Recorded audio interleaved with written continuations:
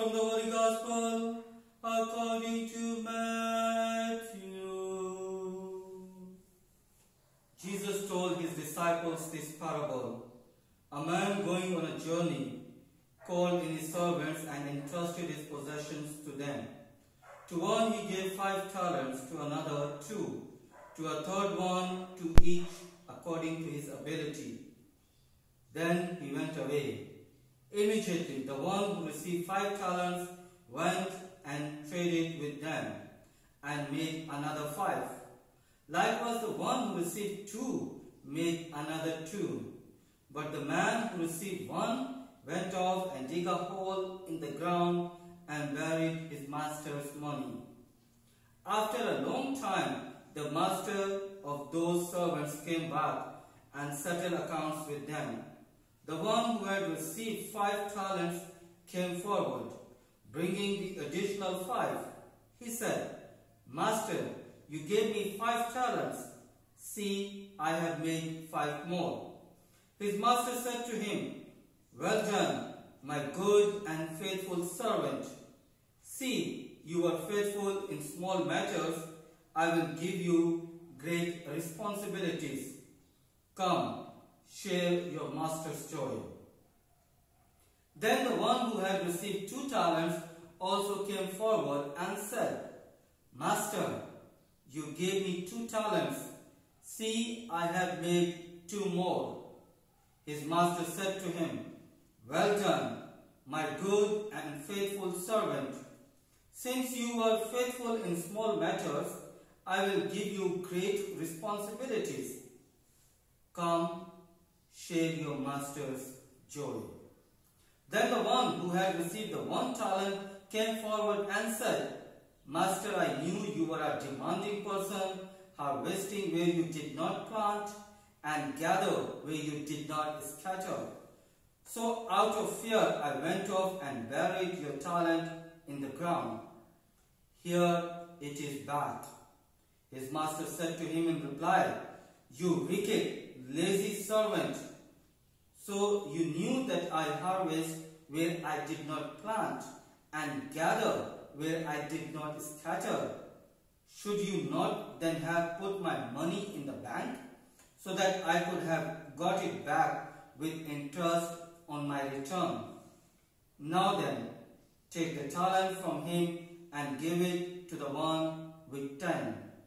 For to everyone who has, more will be given, and the one who has not, even what he has will be taken away. And throw this useless servant into the darkness outside, where there will be wailing and grinding of teeth." The Gospel of the Lord. Dear sisters and brothers in Christ, it took me 16 years to understand the basic meaning of the parable of the talents. I always understood the parable of the talents as our inner power or master lended money to his servants. All those interpretations are perfectly fine. But when we look at the Old Testament, we can see that the parable contains rich divine elements, as we need to remember that the parable is not simply a cultural story or a moral lesson, but it contains the divine reality. Therefore, we can say that the parable is an earthly story with the divine elements. A simple reading of the parable out of the context might sound like capitalist approach of Jesus, but when we reread the parable of the talents within the context, it gives us the deeper and true meaning of the parable. So let us together to unfold the meaning of the parable of talents while exploring the Hebrew meaning of talent. In ancient world, talent was a kind of heavy or weighty silver or gold element. Just to let you know that talent was not a gold or silver coin which you can easily put in your pocket, but it was a kind of gold or silver heavy ingot. It can be 45 to 50 pounds. In the parable, we do not know what kind of talent was given by the master to his servants. But biblical scholars says that one silver talent worth was 15 to 20 years daily wage, which means even one talent had a huge wealth and a sign of glory.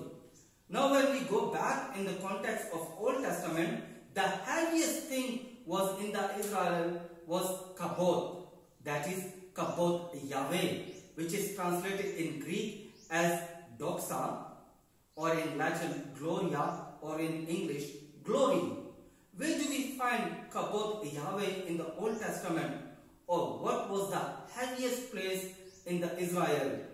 When we look at the temple of the Jerusalem, particularly the place of Holy of Holies, where the Ark of the Covenant was placed, it was called in Hebrew Even Shatia, which means the foundation stone or rock, or over there the Ark of the Covenant was placed, and on it there was the mercy seat, that is, God dwells there and dispenses his weighty glory. So what God was doing from the weighty place, as we can see that at the weighty place, God was sitting at the mercy seat and dispensing his mercy. So now looking at the context of the parable of talents, the 5 talents, 2 talents and 1 talent stands for the weighty glory of the Lord, and that is the mercy of the Lord.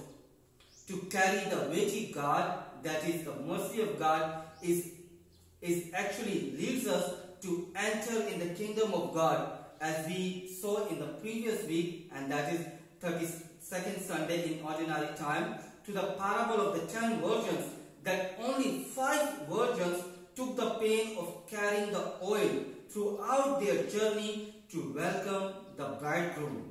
It was through their pain of carrying the oil made them to enter in the kingdom of God. So by carrying and multiplying the mighty glory, that is the mercy of the Lord, will make us to enter in the joy of the Lord. As our beloved Pope Francis said, mercy is so important because it is above all the experience we have of God. In response to that mercy, we become imitators of God, in whose image we are made. All of us are given the talent, that is the mercy of the Lord. Therefore, we are called to carry the talent in us in a threefold ways. First, we are called to receive and appreciate the mercy of the Lord like first 2 servants.